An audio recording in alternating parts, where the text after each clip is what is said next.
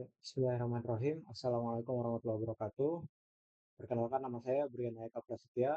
Eh, di sini saya akan mempresentasikan hasil dari tugas saya, yang mana di sini saya memiliki sebuah konsep inovatif untuk sebuah website yang akan dibuat pada mata kuliah jaringan pelanggan bisnis TIK ini, yang mana website tersebut bernama FinX. Jadi eh, FinX ini, alasan dibentuknya FinX ini sesimpel kayak karena sebenarnya FinX ini merupakan sebuah solusi yang saya gagas untuk menghadirkan ekosistem digital yang cerdas dan inklusif di Indonesia. Oke, okay? Sebelum itu saya akan tunjukkan dulu PowerPoint-nya. Nah, uh, jadi dia FinX di sini merupakan inovasi ekosistem keuangan digital cerdas. Kurang lebih seperti itu. Untuk target pasar kami tentu saja generasi muda, ya, yang mana sebenarnya sebelum itu saya akan menjelaskan apa itu FinX. Mungkin FinX itu adalah sebuah website yang hadir sebagai nantinya akan didevelop menjadi aplikasi dompet digital, yang mana tidak hanya membantu pengguna atau user untuk melakukan transaksi, tapi juga em, memberdayakan mereka melalui fitur-fitur yang berbeda. Target utama seperti yang sudah saya mention barusan, tentu saja generasi muda, yang tentu saja generasi muda saat ini membutuhkan finansial yang pasti memiliki banyak kebutuhan finansial yang dinamis. Yang kedua mungkin UMKM, karena pelaku usaha kecil-kecilan masyarakat Indonesia, mereka juga butuh untuk akses pemodalan dan manajemen keuangan. Jadi FinX ini diharapkan dapat membantu mereka.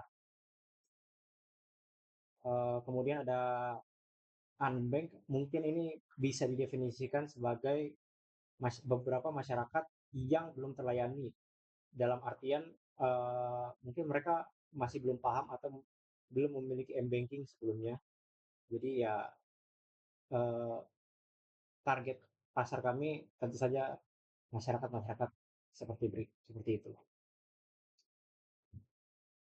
Oke, sebelum lanjut tentu saja saya melihat ada 3 masalah utama yang perlu kita hadapi tentunya. Yang pertama itu terbatasnya akses ke layanan finansial. Yang kedua, tingkat literasi keuangan di Indonesia itu masih sangat rendah. Dan yang ketiga, minimnya solusi keuangan yang benar-benar um, inklusif, ya, bisa dibilang. Nah, jadi FinX di sini bakal hadir sebagai jawaban, yang mana FinX ini nanti akan menawarkan fitur-fitur investasi mikro, asisten AI yang cerdas untuk panduan finansial juga. Jadi buat beberapa masyarakat yang masih belum mengerti tentang investasi mikro dan sebagainya, nanti akan disediakan AI yang bakal membantu untuk memberikan arahan bagaimana cara melakukan investasi yang baik. Kurang lebih seperti itu. Oke, untuk strategi komunikasi digital interaktif, untuk membangun hubungan antar pengguna dan pelanggan, membangun hubungan dengan pelanggan, kami atau saya sendiri memanfaatkan berbagai saluran digital. Contohnya WhatsApp API. Ini supaya pelanggan dan juga developer atau tim FinX nantinya bisa langsung berinteraksi apabila membutuhkan bantuan mengenai beberapa hal di aplikasinya. Oke, Instagram Reels, yang mana di sini kita akan isi dengan konten-konten edukatif dan untuk membantu memperdalam pemahaman masyarakat. Tentu saja akan kami tampilkan semenarik mungkin agar dan mudah dicerna. Kemudian ada juga TikTok Edu atau Education bisa dibilang. Jadi nanti karena TikTok ini kita tahu sebagai aplikasi yang sangat sering dibuka, ya, sangat sering dipergunakan oleh masyarakat terutama di Indonesia. Jadi kami memanfaatkan TikTok ini sebagai alat bisa dibilang untuk mengedukasi dengan cara melalui tren dan sehingga kita bisa membuat promosi yang tidak boring. Kemudian nanti juga ada voice bot tentu saja. Ini akan mempermudah pengguna untuk menjelaskan atau mendeskripsikan masalahnya hanya via suara ya, jadi nggak perlu diketik atau di typing. Itu tentu saja apabila kita berbicara itu akan jauh lebih mudah. Oke, untuk alur layanan otomatis FinX. Jadi pertama pelanggan mungkin nantinya akan bertanya dan interaksi awal itu bakal melalui chatbot atau voice bot. Ya. Yang kedua nanti ada klasifikasi AI. AI nanti akan menganalisis pertanyaan untuk beberapa yang bisa dikasih solusi otomatis. Otomatis. Jadi tidak langsung ke call center, tapi apabila itu pertanyaan-pertanyaan default ataupun pertanyaan-pertanyaan sederhana, itu bakal AI atau kita bakal sediakan apa namanya beberapa jawaban-jawaban yang bisa dibilang template, namun bisa menjawab pertanyaan dari pengguna Finex ini. Bisa gitu. Jadi pertanyaan bakal diselesaikan secara instan nantinya oleh sistem. Nanti AI yang bakal mengklasifikasikan pertanyaannya, misalnya pertanyaannya A, ini pertanyaan simpel nih, default gitu. Nah, nantinya bakal diberikan jawaban yang sesuai dengan pertanyaannya. Jadi nanti AI bakal bisa mengklasifikasikan. Eskalasi customer service. Nah, kita lanjut ke eskalasi customer service. Nah, di sini tentu saja untuk pertanyaan-pertanyaan simpel itu bakal dijelaskan atau dijawab oleh AI.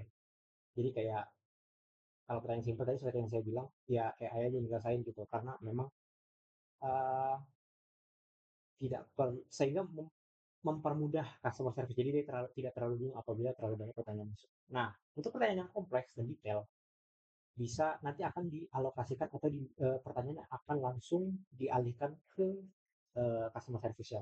Dan nanti customer service-nya langsung dijawab.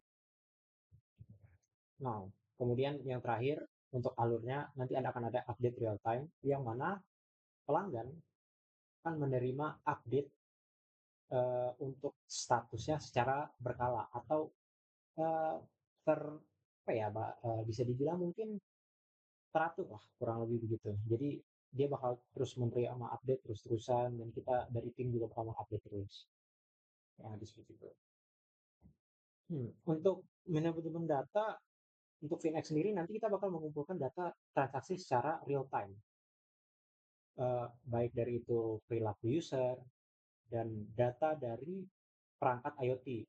Dan data ini bakal dianalisis nantinya dengan AI untuk memberikan rekomendasi investasi yang sifatnya personal dan sesuai dengan kebutuhan tentunya.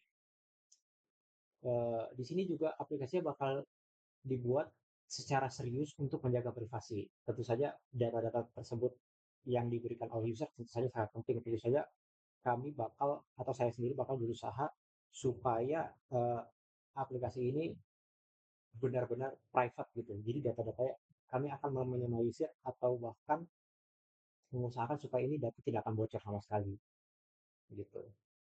Karena itu nantinya kami akan mengadaptasi teknologi blockchain. Jadi blockchain nanti kita bakal adaptasi teknologi blockchain dan juga zero knowledge. Yang mana zero knowledge proof, sorry, untuk memastikan keamanan data pelanggan.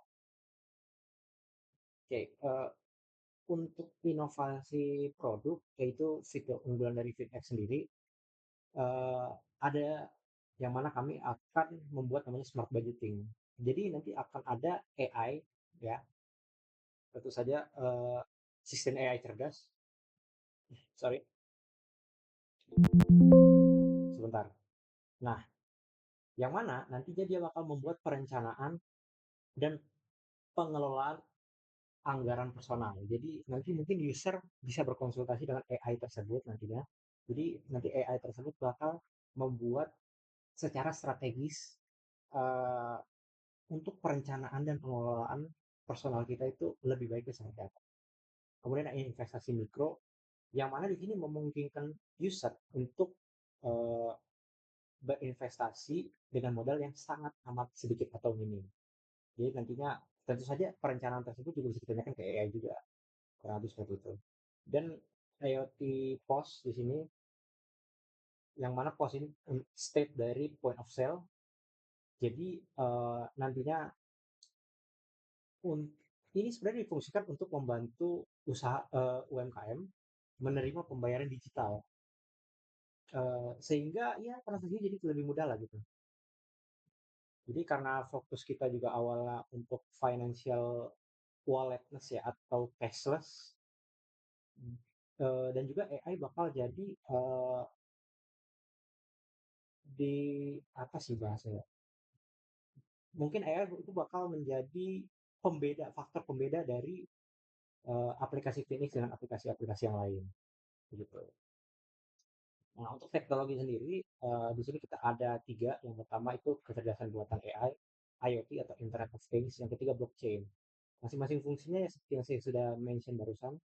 Ya, untuk AI banyak banget fungsinya. Di sini bisa jadi apa ya? Selain untuk tempat kita konsultasi, bisa juga untuk membantu kita apabila kita kesulitan. Internet of Things ya ini lebih ke hardware sih sebenarnya. Untuk supaya memudahkan kita melakukan pembayaran dan input data secara real time. Nah, blockchain sendiri ya the one and only ya untuk menjaga kerahasiaan data kita. Kurang lebih seperti itu. Oke, mungkin sekian saja presentasi dari saya. Lebih kurangnya saya mohon maaf. Bila itu walhidayah. Assalamualaikum warahmatullahi wabarakatuh.